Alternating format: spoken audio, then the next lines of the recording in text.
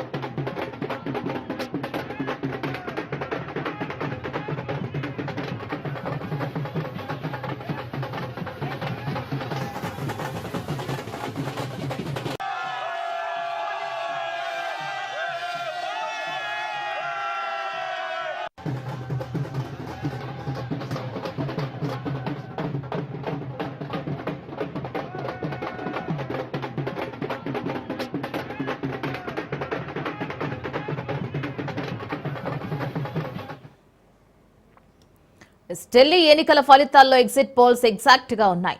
Survey సంస్థల లెక్కలకు దగ్గరగా ఉన్నాయి రిజల్ట్స్. అయితే కేకే సర్వే బూమరాంగ్ అయింది.